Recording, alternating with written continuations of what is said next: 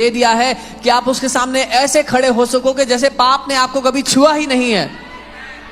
Amen. Hallelujah.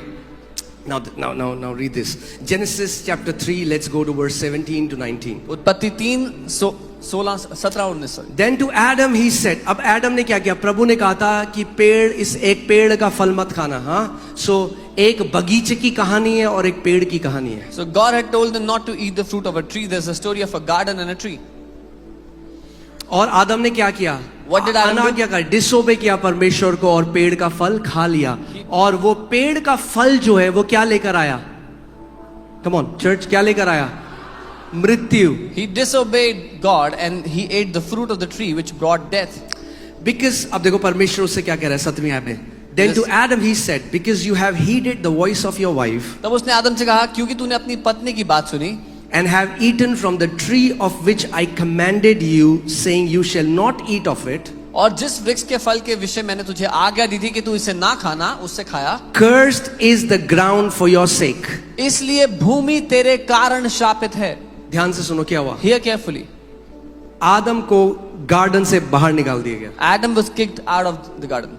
जब आदम को garden से बाहर निकाला, When Adam was kicked out, हम सबको भी गार्डन से बाहर निकाल दिया। we all were also kicked out. Garden was a place of abundance. वो जो गार्डन, वो बगीचा था, वो बहुत आयत का स्थान। Garden was a place where Adam could receive everything freely. वो स्थान था जहां आदम को सब कुछ मुफ्त में मिलता था। मगर अब परमेश्वर ने कहा, जब गार्डन से उसको बाहर निकाल दिया तो परमेश्वर ने कहा जो अब भूमि है वो श्रापित है तेरी वजह से। And when he was kicked out of the garden, the Lord said, the earth is cursed because of you. What is cursed? The ground. Say the ground. The ground. Hallelujah. आज का रेवलेशन पालो, blessing में enter कर रहे हो आप। Receive this revelation today, you are entering into blessing. Cursed is the ground for your sake. उसने कहा तेरे कारण भूमि जो है वो श्रापित है। In toil you shall eat of it.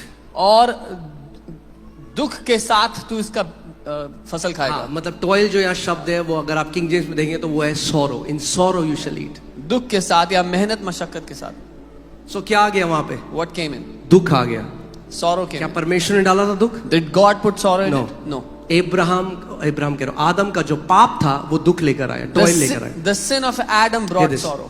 In toil you shall eat of it all the days of your life. तू अपने जीवन भर उसकी उपज दुख के साथ खाएगा। That's the story of so many people. They live in toil. ये बहुत से लोगों की कहानी है, वो लगातार मेहनत मशक्कत और दुख में जीते हैं। आखिरी सांस तक। Till their last breath. हाँ, वो कहते हैं खून और पसीने की कमाई। They are shedding sweat and blood to make a living. Both thorns and thistles it shall bring forth for you. और वो कांटे तेरे लिए उपजाएगा। 19 scripture. In the sweat of your face you shall eat bread. और अपने माथे के पसीने की रोटी तू खाया करेगा। और फिर प्रभु कह रहा है मिट्टी तू है, मिट्टी में चला जाएगा। And then God says, you're from the dust, you'll go back to dust. इसका मतलब आदम के बाद जितने लोग आए, So after Adam, everyone that came, the ground was cursed for their sake. उनके लिए भूमि श्रापित थी। In toil they were eating bread. वो पसीने में अपनी रोटी को खाते थे। The sweat of their face. अपने माथे के पसीने से। ये कहाँ बोला था परमेश्वर ने? Where did God say this? In the garden. बगीचे में। When the last Adam came, जब आखिरी आदम आया, he went to a garden, वो एक बगीचे में गया, which is called Garden of Gethsemane. जिसको गेत्सेमनी का बगीचा कहा गया। And in Luke 22:44, लूका 22 उसका 41, and being in agony, और उस पीड़ा में होते हुए he prayed more earnestly, उसने और जी जान से प्रार्थना, and his sweat became great like the drops of blood falling to the ground. और उसका पसीना मानो लहू की बड़ी बड़ी बूंदों के समान भूमि पर गिर रहा था। Everything in the Bible is prophetic. Bible में सब कुछ एक भविष्यवाणी की तरह है। The Holy Spirit is capturing this information and giving it to you so that आप समझ जाओ। पवित्र आत्मा इस जानकारी को पकड़ के आप एक तस्वीर की तरह दे रहे The हैं। blood of Jesus didn't just wash us from our sins, कि यीशु के लहू ने केवल हमारे पापों से ही हमें नहीं धोया, मगर जब उसका लहू पसीने के साथ बहकर उस ग्राउंड में गया तो जो श्राप था हमारे लिए ग्राउंड में वो हमेशा के लिए उसने हटा दिया। but when his When his blood mixed with sweat went into the ground's curse was removed for us forever. That means for you, for the new creation, for the children of God, we will not eat the bread of toil and of sweat and blood. इसका मतलब आपके लिए जो नया जन्म पाए हुए उसकी सृष्टि उसके बच्चे हैं, आप अपने पसीने और खून की मेहनत की रोटी नहीं खाएंगे. Amen. The ground is not cursed for your sake. The ground is blessed for your sake because the blood of Jesus fell to that ground. आपके लिए भूमि श्रापित नहीं है, आपके लिए भूमि आशीषित है क्योंकि यीशु का लहू उसमें मिल गया है. Amen. I declare over you, you will never have to eat the bread by toiling. मैं ये घोषणा करता हूं आपके ऊपर कि आपको कभी भी उस खून पसीने की रोटी के लिए नहीं बहाना पड़ेगा. Amen. Say no more toiling. No more toiling. मैं आपको बताना चाहता हूं, Jesus, the last Adam, undid all the things first Adam did. यीशु जो आखिरी आदम है उसने वो सब कुछ वापस उल्टा कर दिया जो पहले आदम ने किया था. Amen. Hallelujah. Glory. प्रभु ने क्या कहा था? What did the Lord say? आदम को क्या बोला था कि पेड़ का फल मत खाना. Do not eat the fruit of the tree. और उसने खा दिया. And he ate.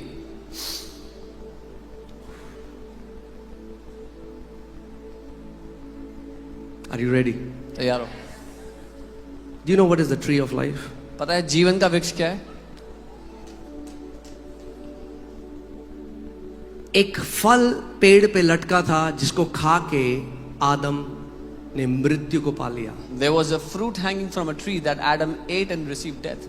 मगर यीशु मसीह एक फल बनकर पेड़ पर लटक गया. Cross is the tree of life. But Jesus became a fruit and hung on a tree. वो क्रूस जीवन का वृक्ष है. Cross is the tree of life. क्रूस जीवन का वृक्ष है. Where Jesus hung as the fruit. जहां पर यीशु एक फल की तरह टंग गया. और उसने क्या कहा? What did he say?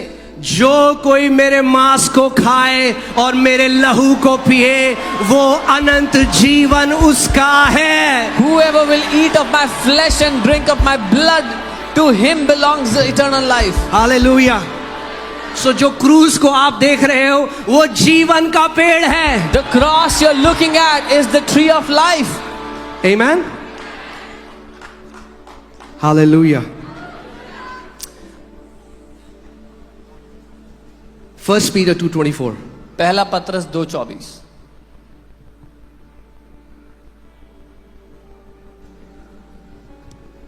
Just give me a second. There's a lot of echo, so I have put in ears. Hallelujah. Okay, 1 Peter 2:24. पहला पत्रस 2:24. 1 Peter 2:24. Who himself bore our sins in his own body on the tree. वो आप ही हमारे पापों को अपनी देह पर लिए हुए क्रूस पर चढ़ गया. हाँ? On the tree. उस पेड़ पर. यीशु मसीह उस पेड़ पर चला गया. Jesus Amen? went on that tree. That we having died to sins जिससे हम पापों के लिए मरकर might live for righteousness. धार्मिकता के लिए जीवन बिताएं. By whose stripes जिसके कोड़े खाने you were healed. तुम चंगे हुए.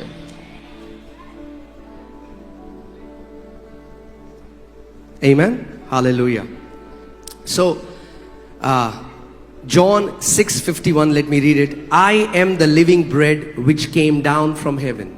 यूहन्ना 6 उसका 51. यीशु ने कहा मैं वो जीवन की रोटी हूं जो स्वर्ग से उतरी है. If anyone eats of this bread, यदि कोई इस रोटी को खाए he will live forever. तो वो सर्वदा जीवित रहेगा. And the bread that I shall give is my flesh, और जो रोटी मैं इस जगत को देता हूं वो which I shall give for the life of the world. वो मेरा मांस है जो मैं इस जगत के जीवन के लिए देता हूं. Amen. John 6:53. Then Jesus said to them, most assuredly I say to you, unless you eat the flesh of the Son of Man and drink his blood, you have no life in you. यूहन्ना 6:53. यीशु ने उनसे कहा कि मैं तुमसे सच कहता हूं कि जब तक तुम मनुष्य के पुत्र का मांस ना खाओ और उसका लहू ना पियो तुम में जीवन नहीं. whoever eats my flesh and drinks my blood has eternal life, जो मेरा मांस खाता और मेरा लहू पीता है, अनंत जीवन उसी का है, and I will raise him up at the last day. और मैं उसे अंतिम दिन फिर जिला For उठाऊंगा। my flesh is food indeed. क्योंकि मेरा मांस वास्तव में खाने की वस्तु है। जब ईव ने उस फल को देखा तो बोला, this is a good thing for, it's a good thing for food. It's a good thing to eat. When